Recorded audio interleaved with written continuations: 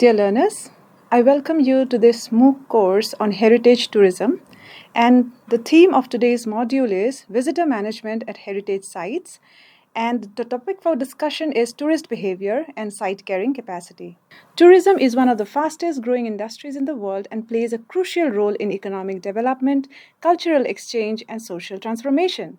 However, the rapid growth of tourism has also created challenges related to the sustainability and management of tourist destinations.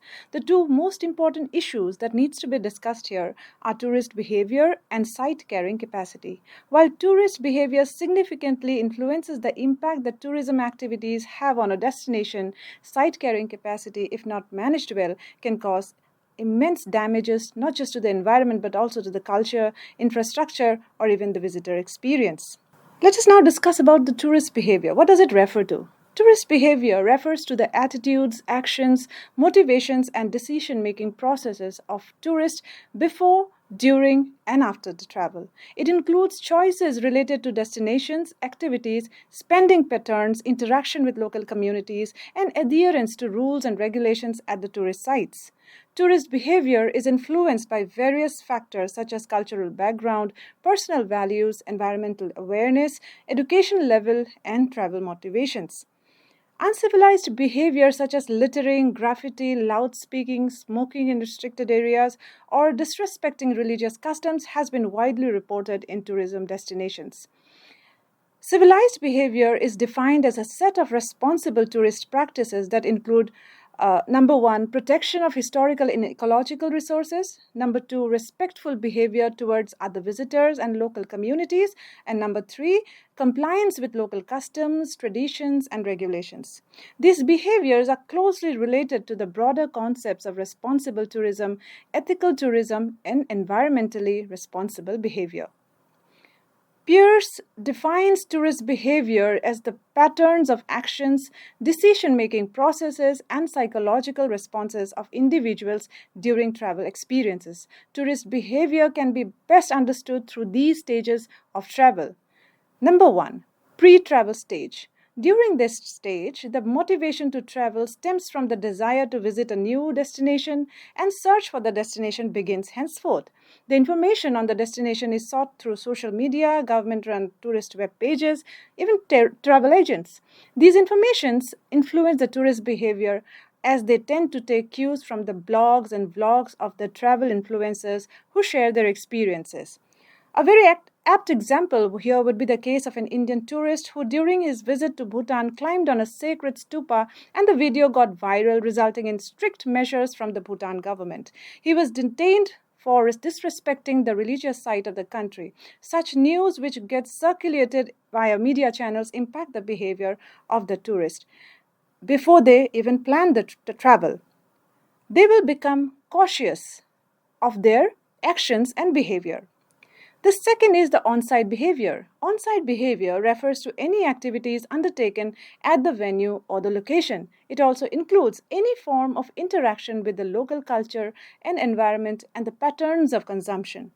As for example, there have been many reports from Egypt of tourists involving in immoral activities on top of the Great Pyramid.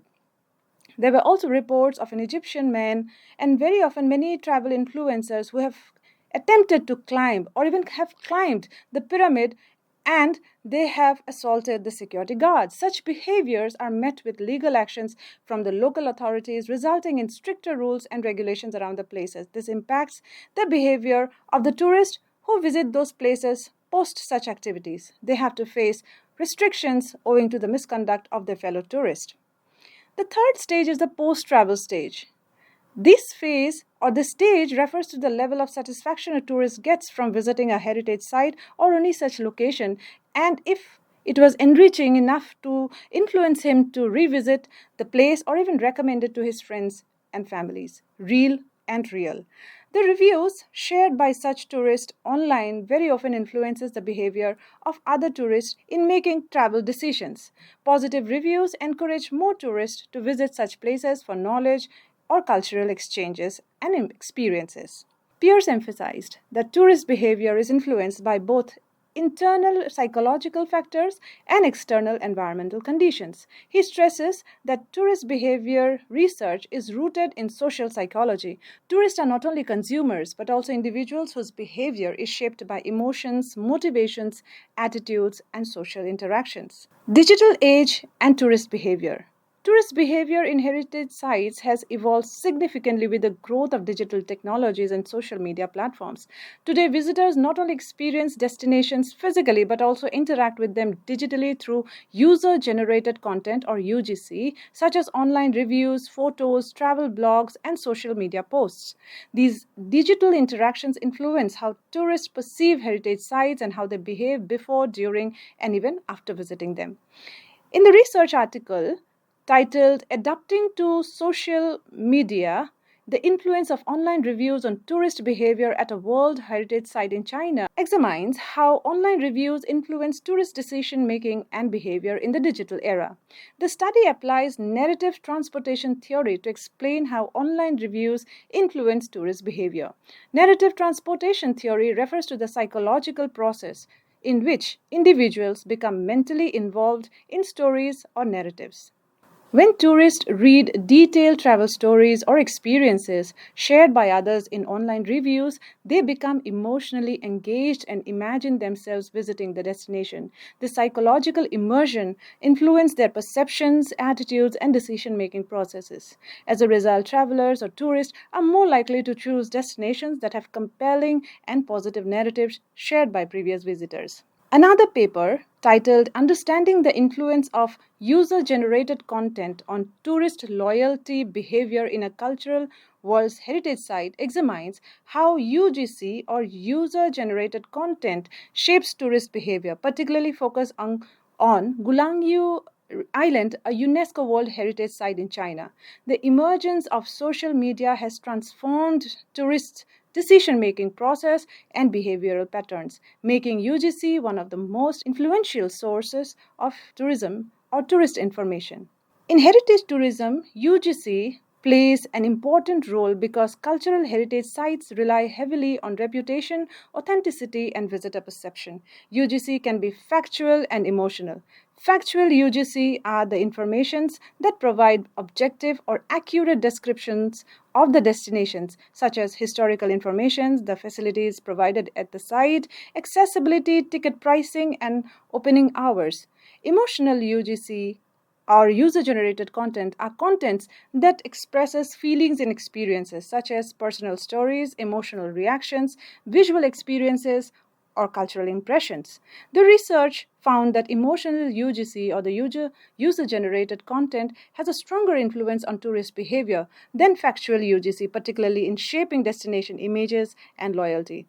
The study also explains how UGC influences tourist behavior indirectly through psychological processes, particularly through destination images and satisfaction. Let us now try to look into how UGC influences tourist behavior. Number one, digital information influences travel decision.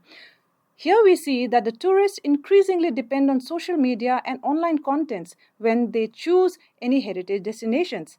UGC affects destination choice, travel planning, expectations about the site.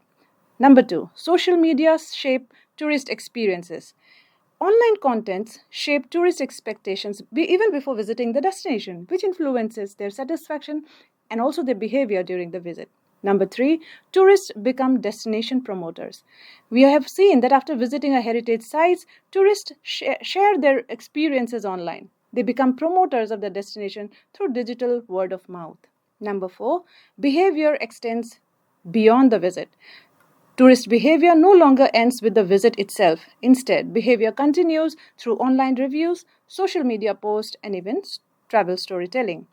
This creates a continuous cycle of influence affecting future tourists. This has huge implications for site management.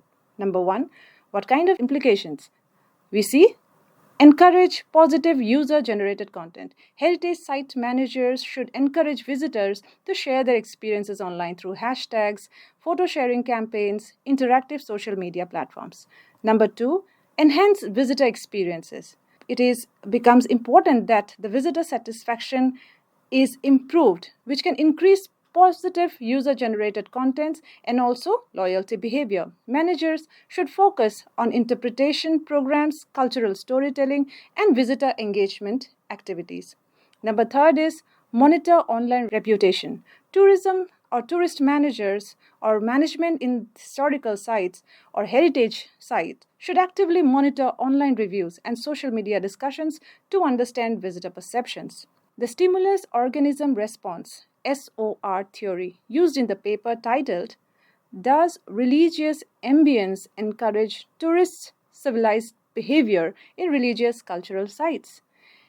Explains how tourist behavior develops in heritage settings. The SOR model explains behavior through three stages. In the first stage is the stimulus or the external environment. The stimulus refers to environmental factors that influence tourists. In the study, religious ambience is the key external stimulus. Religious heritage sites often include sacred architectures, rituals, sculptures, spiritual atmosphere, and symbolic elements.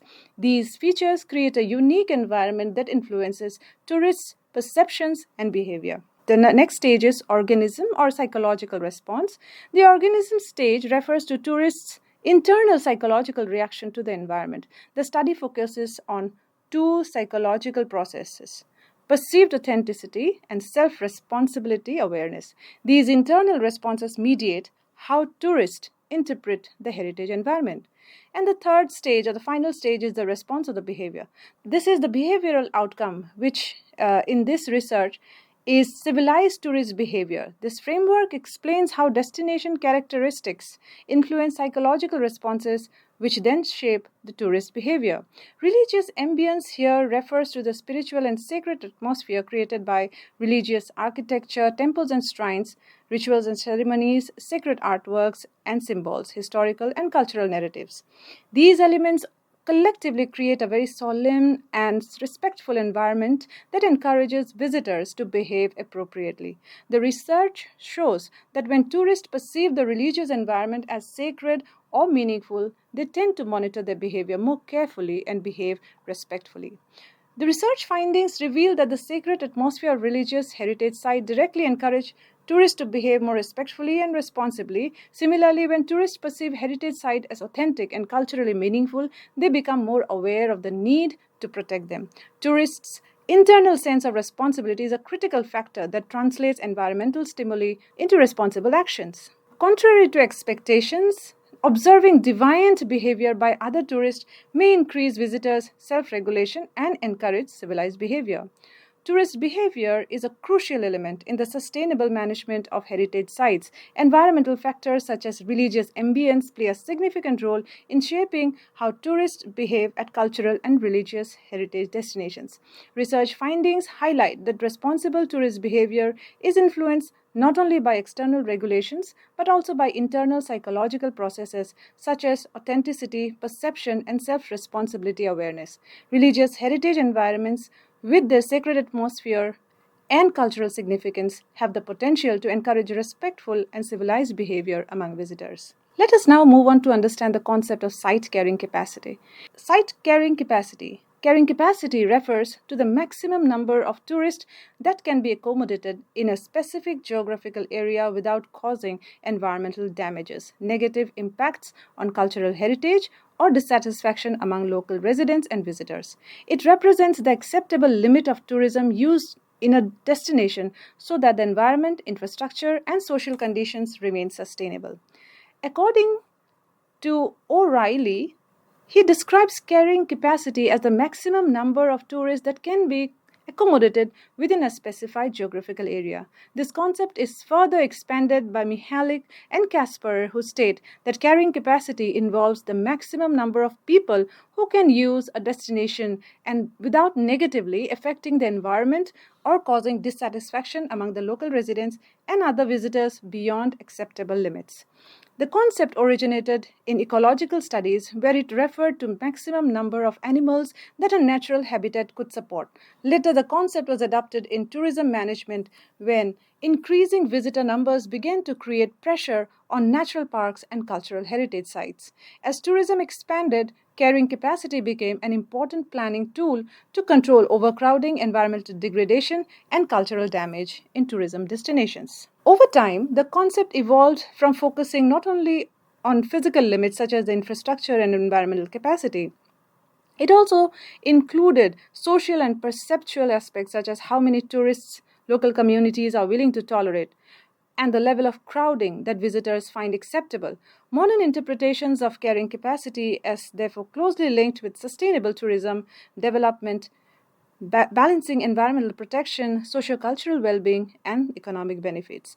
Early research on carrying capacity focused primarily on environmental limits. However, modern tourism studies recognize that carrying capacity also involves social, economic, and cultural dimensions. As tourism has grown rapidly worldwide, many destinations have experienced problems such as overcrowding, environmental damage, and dissatisfaction among local residents and tourists. These issues are commonly associated with over-tourism, which occurs when visitors' number exceed the capacity of a destination. The concept of carrying capacity in tourism is closely related to issues such as over-tourism and anti-tourism movements. Problems related to carrying capacity can be identified through two main types of data: objective quantitative data such as visitor numbers and growth rates, and subjective qualitative data such as perception of tourists and local residents. An effective assessment combines both types of data within the three pillars of sustainability: economic, social, and environmental, along with a political participatory dimension. Within the economic pillar, carrying capacity is evaluated through indicators such as tourism demand growth, supply growth, and seasonality. Rapid increase in visitor numbers or tourism services may place pressure on cultural heritage sites. Seasonality is another major issue because visitor numbers are often concentrated in a specific month or hours of the day, which can lead to overcrowding and management challenges. The social pillar focuses on the impacts of tourism on people and communities. Important indicators include the concentration of tourists and tourism services, satisfaction of the local residents, and tourist satisfaction as well. High concentration of visitors or tourism businesses can create overcrowding. When residents feel that tourism causes more harm than benefits, over tourism may occur. Similarly, if tourists experience crowding, or reduced quality of heritage presentation, it indicates that carrying capacity limits are being exceeded. The environmental pillar evaluates the impact of tourism on the natural and physical environment. Key indicators include perceived environmental quality, air pollution levels, waste generation, and transportation infrastructure. Increased tourism activity often leads to more waste, traffic congestion, and environmental pressure, making continuous monitoring essential for sustainable management. In addition to these three pillars, the political participatory pillar is also important. This dimension considers local community participation in tourism, political support or opposition to tourism development, and media perception of tourism impacts. Community involvement and political attitudes can strongly influence how tourism is managed and whether carrying capacity limits are respected. Let us now talk about the types of carrying capacity in tourism. Tourism researchers have identified several types of carrying capacity that must be considered when planning and managing tourist or heritage site destinations. Number one is physical carrying capacity. Physical carrying capacity refers to the maximum number of visitors that a site can physically accommodate based on available space, infrastructure, and facilities. This includes factors such as the size of the area, availability of accommodation, parking spaces, transportation facilities, water supply, and other services. For example, a historical monument may have a limited number of visitors that can safely enter at a time due to structural limitations or safety concerns. If this limit is exceeded, it can lead to congestion, safety hazards, and deterioration of the structure over time. The second is the ecological carrying capacity. Ecological carrying capacity refers to the ability of natural ecosystems to withstand tourism activities without suffering irreversible environmental damage. Ecosystems vary greatly in their resilience, meaning some areas can tolerate higher levels of tourism while others are extremely fragile. Activities such as trekking, wildlife viewing, and camping can affect vegetation, wildlife habitats, soil quality, and water resources. If tourism exceeds ecological carrying capacity, it can lead to biodiversity losses, pollution, and long term environmental degradation. The next is the social carrying capacity. Social carrying capacity refers to the level of visitor use that can occur before the quality of visitor experience or the well being of the local residents declines. Overcrowding, noise, and disruption of local lifestyles can reduce both tourist satisfaction and community acceptance of tourism. Different tourists have different expectations regarding crowd levels. Some visitors prefer quiet and solitude, while others may enjoy lively and crowded environments. Therefore, determining social's carrying capacity often requires subjective evaluation and consultation with both tourists and local communities. Economic carrying capacity. Now, economic carrying capacity refers to the level of tourism development that can be sustained without negatively affecting other sectors of the local economy or causing excessive dependence on tourism. Rapid tourism growth can increase price, reduce housing availability for residents, and create economic inequality even within communities. Monitoring economic indicators such as visitor growth rates and tourism related employment is essential to ensure balanced and sustainable development. In recent years, new models, tools, and recommendations for tackling overcrowding, overtourism, and even anti tourism protests in tourism destinations have emerged. Among them are approaches to managing tourism destinations under pressure by Weber and co authors. Which was published in the report Tourism Destinations Under Pressure Challenges and Innovative Solutions in 2017. The other was on managing overcrowding in tourism destinations by McKinsey and Company and WTTC in 2017, and the report was titled Coping with Success Managing Overcrowding in Tourism Destination. And the latest approach to understanding and managing overcrowding in urban destinations is being published in the form of two reports by UNWTO in 2018 and 2019, and the report is titled Over Tourism Understanding and Managing Urban Tourism Growth Beyond Perception. Now let us move into to understand the strategies to manage tourist behavior and carrying capacity. Some of the strategies for effective management to ensure that tourism remains sustainable and does not exceed the carrying capacity of the destinations are: number one, awareness and education. Educating the tourist about responsible behavior and environmental conservation can significantly reduce negative impacts. Awareness campaigns, information boards, and guided tours can help visitors understand the importance of protecting sensitive cultural and natural sites. Number two is visitor flow management. Managing visitors' flow through zoning, timed entry systems, and promotion of alternative attractions can reduce overcrowding at popular sites. Encouraging tourists to visit lesser known destinations could also help distribute tourism benefits more evenly. The next is infrastructure development. Improving infrastructure such as transportation, waste management system, and visitor facilities can enhance a destination's ability to handle large number of tourists while minimizing environmental damage. The next is regulatory measures. Regulations such as visitor quotas, entrance fees, and restrictions on certain activities can help control tourism impacts. In some cases, limits may be placed on the number of organized tours or daily visitors to protect sensitive sites. The next is community participation. Involving local communities in tourism planning and decision making can ensure that tourism development aligns with the local needs and values. Community participation also helps build support for conservation efforts and responsible tourism practice. In their studies, Toys Cheese and co-authors in 2026 found that conventional carrying capacity models, which mainly focus on limiting the number of visitors to prevent environmental damage, are often inadequate for living heritage sites. These sites are dynamic environments where cultural practices, community life, and tourism activities coexist.